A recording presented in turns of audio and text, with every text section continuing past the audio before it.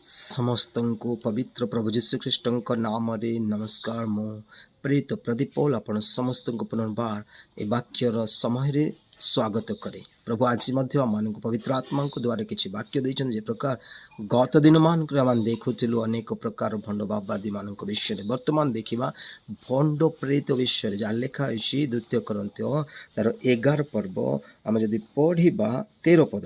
କାରଣ ଏପରି ଲୋକେ ଭଣ୍ଡ ପ୍ରେରିତ ଓ ଶଠ କାର୍ଯ୍ୟକାରୀ। ତ ଏ ଜାଗାରେ ଆମେ ଦେଖୁଛୁ ଏ ଜାଗାରେ ଜଣେ ଭଣ୍ଡ ପ୍ରେରିତଙ୍କ ବିଷୟରେ ବା ଭଣ୍ଡ ପ୍ରେରିତ ମାନଙ୍କ ବିଷୟରେ କୁହାଯାଇଛି। ତ ତା ଉପରେ ଯେଉଁ ଲାଇନରେ ଆମେ ପଢ଼ିଲୁ ଏପରି ଲୋକେ କେଉଁପରି ଲୋକ ଭଣ୍ଡ ପ୍ରେରିତ ଅଟେ ତାହାର ଉପରେ ଆମେ ପଢ଼ୁଛୁ କୋଉଠି 12 ପଦରେ। କିନ୍ତୁ ଦର୍ପର ବିଷୟରେ ଆମମାନଙ୍କ ପରି ଦେଖାଯିବା ନିମନ୍ତେ ଯେଉଁମାନେ ସୁଯୋଗ ଅନ୍ୱେଷଣ କରନ୍ତି, ମୁଁ ଯେପରି ସେମାନଙ୍କୁ ସୁଯୋଗ ନ ଦେଇଥିଲି ମଧ୍ୟ ମୁଁ ଯାହା କରୁଅଛି ତାହା କରୁଥିବି। ପ୍ରିୟ ପ୍ରଭୁଙ୍କ ଦାସ ଦାସୀ ମାନେ ଯେଉଁ ପରମେଶ୍ୱର ସାଧୁ ପାଉଲଙ୍କୁ ଯେଉଁ ସେବା କାର୍ଯ୍ୟ ଦେଇଥିଲେ, ଯେଉଁ ଆତ୍ମିକ ଦାନ ଦେଇଥିଲେ, ସାମର୍ଥ୍ୟ ଦେଇଥିଲେ ତାଙ୍କର ସୁଷମାଚାରର କାର୍ଯ୍ୟ ନିମନ୍ତେ, ଆଉ ସେଇ ସବୁ ବିଷୟ ଦର୍ପର ବିଷୟଟି ପ୍ରଭୁ ତାଙ୍କୁ ସେ ଗୋଟେ ସ୍ପେଶିଆଲ ଦାନ ଦେଇଥିଲେ। ତ ପ୍ରିୟ ଦାସ ଦାସୀ ମାନେ ଆପଣମାନେ କହିବା ପାଇଁ ଚାହେଁ ତାଙ୍କ ସମୟରେ ଅନେକ ଲୋକ ତାଙ୍କ ପରି ଦେଖାଯିବା ନିମନ୍ତେ ଚାହୁଁଥିଲେ।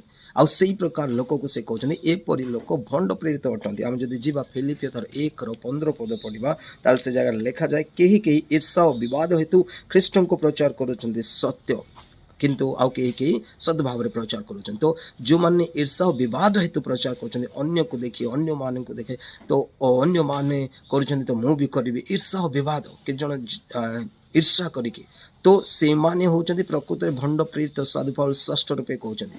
ଯଦି ଆମେ ଦେଖିବା ପୁନର୍ବାର ଦ୍ୱିତୀୟ କରିନ୍ଥୀୟ ତାର 11:5 ଆଉ 7 ପଦ, ସେଇ ଜାଗାରେ ମଧ୍ୟ 5ରୁ 7 ଯାଏ।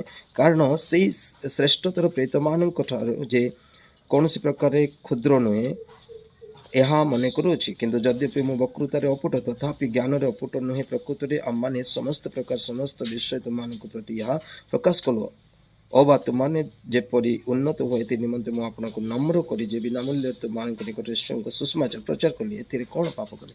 ପ୍ରଭୁଙ୍କର ଧନ୍ୟବାଦ ହଉ। ପ୍ରିୟ ଦାସ ଦାସୀ ମାନେ ଜାଗାରେ ଦେଖୁଛୁ ଆଜି ଭଣ୍ଡ ପ୍ରେରିତ କାହାକୁ କୁହାଯାଏ? କାହାକୁ କୁହାଯାଏ? ଯେଉଁମାନେ ଈର୍ଷା ଓ ବିବାଦ ହେତୁ କ'ଣ କରୁଛନ୍ତି? ଖ୍ରୀଷ୍ଟଙ୍କୁ ପ୍ରଚାର କରୁଛନ୍ତି, ଅନ୍ୟମାନଙ୍କ ପରି ହେବା ପାଇଁ ଚେଷ୍ଟା କରୁଛନ୍ତି, ଅନ୍ୟମାନଙ୍କୁ ଅନେକ ସମୟରେ ନିଚ ଦେଖାଇବା ପାଇଁ ପ୍ରଚାର କରୁଛନ୍ତି। ଆମେ ବାକ୍ୟ ଜାଣିଛୁ ତେଣୁ ଅନ୍ୟମାନଙ୍କୁ ଆମେ ନିଚ ଦେଖାଇବା ପାଇଁ ଆମେ ଚେଷ୍ଟା କରୁ। ତ ଏହି ପ୍ରକାର ଲୋକମାନେ କ'ଣ ଅଛନ୍ତି? ଭଣ୍ଡ ପ୍ରେରିତ ଅଛନ୍ତି। ତେଣୁ ସାଧୁ ପାଉଲ ଷଷ୍ଠ ରୂପେ କହିଲେ ଯେ ଏପରି ଲୋକମାନେ ହେଉଛନ୍ତି ଭଣ୍ଡ ପ୍ରେରିତ।